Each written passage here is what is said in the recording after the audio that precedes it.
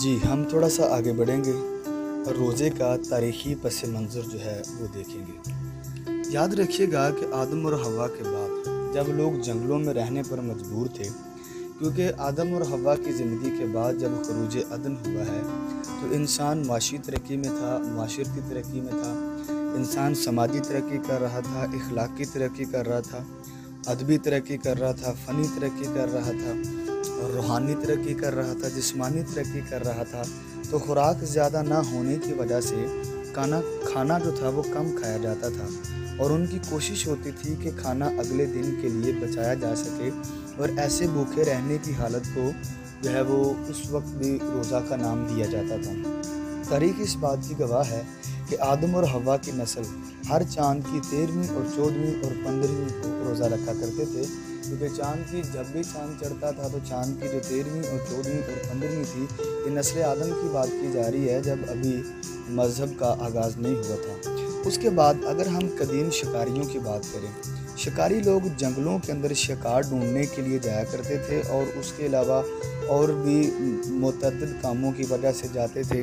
یا کوئی قافلہ جب جنگل میں سے گزرتا تھا تو لوگ رستہ بھٹک جاتے تھے، تو انسانی تاریخ کے قدیم ادوار میں یہ ممکن ہوا تھا کہ لوگ جب شکار کرنے کے لیے جاتے اور قافلے بھٹک جاتے تھے تو کئی دنوں تک ان کو رستہ نہ ملتا، شکار نہ ملتا تھا، تو وہ ایسے ہی گھومتے پھرتے رہتے تھے، اور ان کو ایک فاقہ کشی ہو جاتی تھی، اور وہ محسوس کرتے تھے، اور ان کے اپنے بیانات ہیں کتب کے اندر مدرج ہیں کہ وہ کہتے تھے کہ جب بھوک اور پیاس ہمیں لگتی تھی تو ایسا لگتا تھا کہ ہمارے سر سے کوئی بوجھ اتر گیا ہے، ہمارا ذہنی دباؤ کم ہو گیا ہے، اور جب ہم رات کو خواب دیکھتے تھے تو حقیقت کے بالکل قریب جاتے تھے، پھر رویا ہمیں دکھائی جاتی تھی، اور آنے والے حقائق جو ہیں وہ ہمارے اوپر عیاں کر دیے جاتے تھے، اور قبل از وقت ہمیں چیزوں کی آگاہی جو تھی وہ مل جاتی تھی، اور جنگل میں ویرانوں اور سنسان مقامات کے اوپر دنیا کے ہنگامے نہیں ہوتے تھے، شور و گل نہیں ہوتا تھا، اور ہماری جسمانی تازگی ہوتی تھی، روح کی تازگی ہوتی تھی، اور ہمیں اس دوران اندیکھی قوتوں کا مکاشفہ بھی ملتا تھا، یعنی کہ بہت ساری زندگی میں تبدیلیاں رونما ہوتی تھی جو ایک حضرت انسان کو جس کی بہت ضرورت ہوتی ہے۔ تو قدیم شکاری بھی اس بات کی گواہی دیتے ہیں کہ اگر ہم بھوکے اور پیاسے رہیں گے تو ہمیں جو ہے وہ بہت ہی جسمانی اور روحانی فائدے جو ہیں وہ ہو سکتے ہیں۔ اس کے بعد ہم فال نکالنے والوں کی بات کرتے ہیں۔ قدیم دور میں جب فال نکالنے والوں کو کسی مشکل کا سامنا کرنا پڑتا تھا تو وہ لوگ اس وقت بھی فاقہ کشی کرتے تھے، اور جس سے ان کے ذہن کو سکون ملتا تھا، اور اس طرح وہ اپنی مشکلات سے نکل جاتے تھے، اور اس کے بعد کے عام لوگ بھی مشکلوں سے نکلنے کے لیے اور اس وقت کے دور میں فال نکالنے والے، پیشن گوئیاں کرنے والے، نجومی غیب بین رکھنے والے اور ماہر علوم اور استاذہ اکرام اپنی ضروریات کے مطابق جو تھے وہ فاقہ کشی کیا کرتے تھے، اور ان کی زندگی کے اندر یہ جو تھا وہ عنصر ضرور پایا جاتا تھا۔ اس کے بعد اگر ہم پیشین گوئیوں والوں کی بات کریں، آنے والے وقت کے بارے میں آگاہی دینا، اور یہ بادشاہوں کے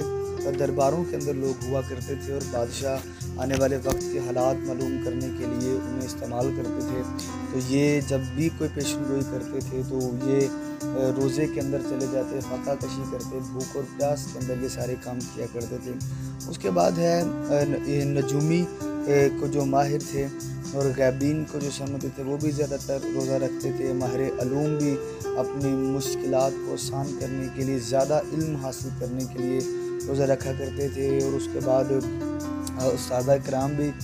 زیادہ علم پڑھانے کے لیے، اس کو اپنے اندر سٹور کرنے کے لیے تو جو تھا وہ روزے کا جو تھا وہ اپنی زندگی میں اطلاق کرتے تھے۔ اس کے بعد اگر ہم ابتدائی مذہب میں دیوی دیوتاؤں کو قابو کرنے اور ان کی خوشنودی حاصل کرنے کے لیے بھی، اور ان کے غضب کو ٹھنڈا کرنے کے لیے، ان کی مدد حاصل کرنے کے لیے بھی روزے رکھے جاتے رہے ہیں۔ اس کے بعد اگر ہم بنی اسرائیل کی بات کریں تو قوم بنی اسرائیل میں ہمیں روزے کا اولین تصور تورات کی 3 کتاب کے اندر ملتا ہے، جسے ہم احبار کہتے ہیں۔ تقریباً 1497 قبل از مسیح کا زمانہ تھا جب خدا نے موسیٰ کو مذہبی رسومات ادا کرنے کے لیے قوانین عطا کیے تھے، اور احبار کی کتاب میں مدرج ہے کہ یہودی قوم کے لیے یہوہ پاک خدا نے ان کو ایک عبادتی جو تھا وہ شیڈیول ادا کیا تھا، اور جب ہم اس کو احبار 23ویں باب کی 26ویں آیت سے پڑھتے ہیں تو وہاں پر خدا انہیں یوم کفارہ کا ایک روزہ رکھنے کا حکم دیتا تھا، اور اس کی ڈیٹیل ہم آگے چل کر پڑھیں گے۔ اور وہ خدا اس کے اندر ساری چیزوں کو جو تھا وہ اپنی زندگی میں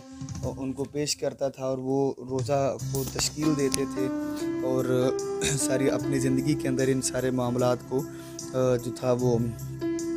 سر انجام دیا کرتے تھے۔ اس کے بعد اگر ہم تاریخی کتب کا مطالعہ کریں تو ہمیں پتہ چلتا ہے کہ جو یعقوب کا سب سے بڑا بیٹا تھا روبن نے ان لوگوں میں شامل تھا جنہوں نے یوسف کو فروخت کیا تھا۔ تو کہا جاتا ہے کہ روبن نے 7 برس تک روزہ رکھا تھا اس دکھ کے لیے۔ اور اس کے بعد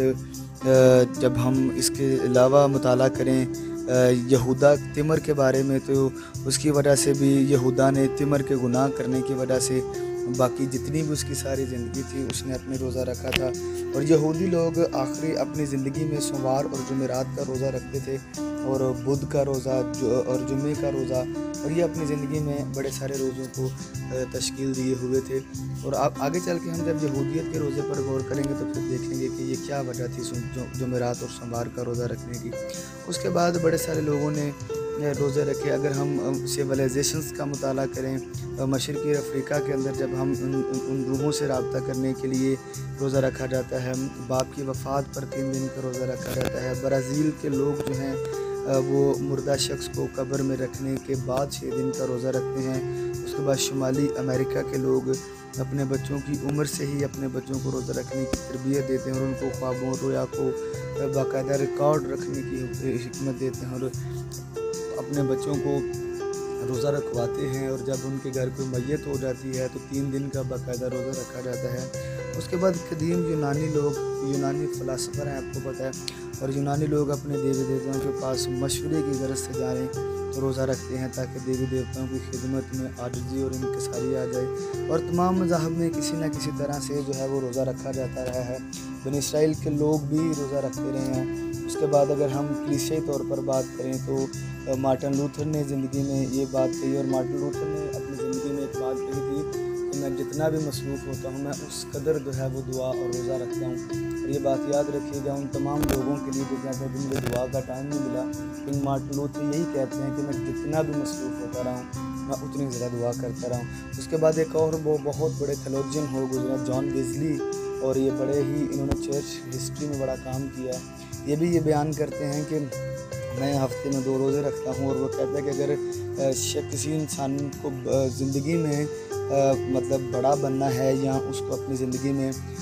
زیادہ اسپرچولیزم حاصل کرنی ہے، خدا کے قریب جانا ہے، تو اس کو اپنی زندگی کے اندر یہ ضرور لازم ہے کہ وہ شخص جو ہے وہ ہفتے میں 2 روزے رکھے اور اپنی زندگی کو خدا کے قریب لے کر آئے تاکہ وہ آسمان کے خدا کی ان باتوں کو سچائیوں کو جان سکے۔ تک ہمارا چینل سبسکرائب نہیں کیا تو ابھی سبسکرائب کریں اور بیل آئیکن کو کلک کر کے ہماری لیٹسٹ ویڈیوز کے بارے میں اپڈیٹ جانیں۔